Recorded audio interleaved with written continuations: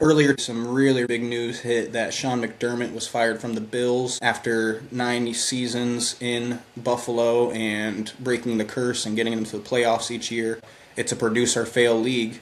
I think if you can't get to the Super Bowl with no Mahomes, no Lamar, no Burrow, it's just someone's got to get fired. And so do you think that he was scapegoated after Josh played terrible, or do you think it was just time? I wouldn't say it was either, in my opinion. I don't think it was a scapegoat move. I don't think it was time either. If anything, I'm looking at the GM. Josh Allen hasn't had a consistent wide receiver one.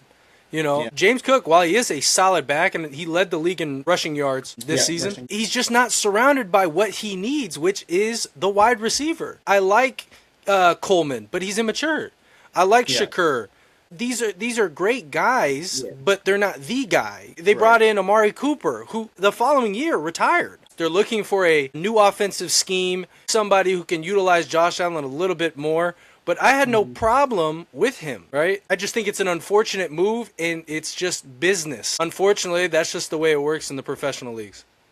It is just business. Like I said, after 9 years of playoff loss after playoff loss, someone's got to fall on the grenade, and that person was Sean McDermott. Do I think he was scapegoated? No, because maybe if this was like his fourth year, maybe then I could see that, but after 9, it's just time. It was just time to, try to find somebody that can get this team over the hump. I do think it was unfortunate that Josh played his worst game of the playoffs in Denver. I don't think enough people talk about it.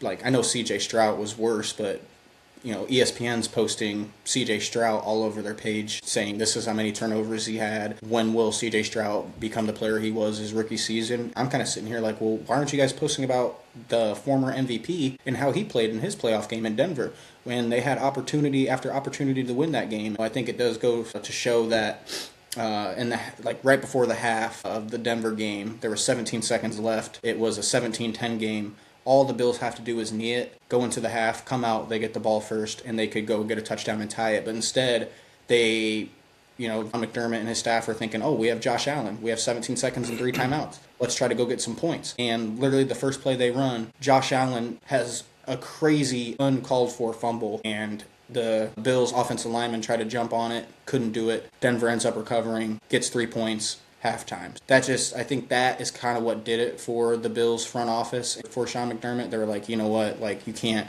it was inexcusable. It can't happen.